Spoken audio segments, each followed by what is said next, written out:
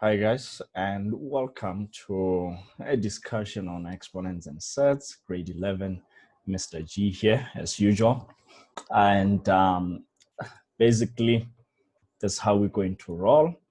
We're going to start with some revision and look at what we have covered so far, what we are expected to cover, things like, how do you simplify expressions when exponents are featuring there?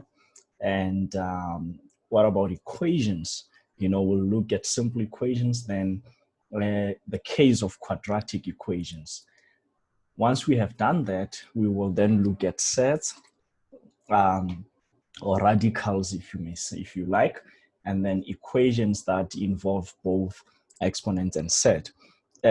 If you look at this, basically this is your complex procedure type of questions. They come here because you have to incorporate the knowledge of exponents and the knowledge of sets. Of course, in some cases, we may go to level 4, which is basically now problem solving. At this point, we'll just look at the at questions from level 1 up to level 3. Remember, you are always assessed on 4 levels, 1 being knowledge, 2 being basic routine procedures, 3 being complex procedure, where you incorporate knowledge from different topics, and then problem solving, where now you've got to kind of figure out the kind of knowledge or concepts that you've got to use to solve such problem.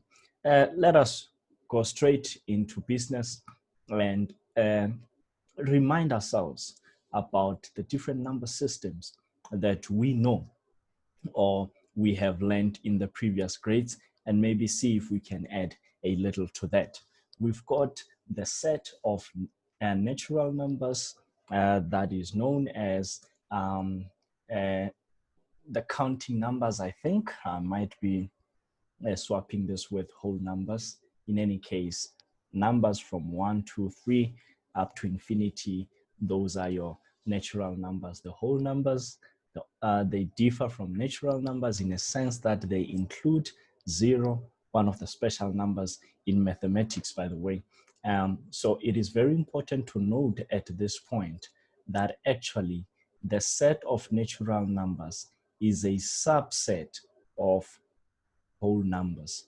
And I'm using this sign here in mathematics denotes a subset. So it's like a U that is sideways. So there's a subset of whole numbers.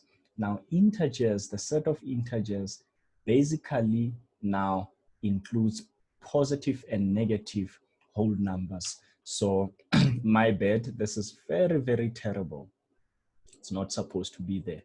I should have said something like that and said -3, -2, -1, then said 0, 1, 2, 3, etc. Definitely, I was doing some copy pasting and I forgot to edit the set of integers. So all positive whole numbers and negative whole numbers give you the set of integers. Then we come to the set of rational numbers, which are numbers that can be represented in the form of a fraction, a over b. In this case, it is important to note that we're looking at a fraction in which b is different from 0. We do not want b to be 0 because division by 0 is undefined in mathematics. And finally, it is important to note that a and b are are elements of the set of integers. In other words, they can either be any positive or any negative number. Finally, for this video, we look at irrational numbers, which basically are numbers that cannot be expressed in a form of a fraction, as in the conditions that are set in A.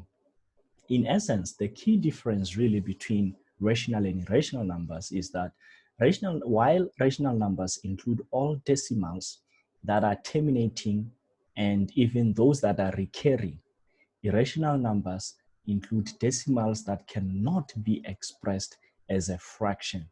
And such decimals will be non-terminating. In other words, they go on continually. Numbers like pi, go and Google digits of pi. If you thought pi is just 3.14, you are wrong, or 142 or 141, whatever the case, you are wrong. Those digits go even beyond 1,000.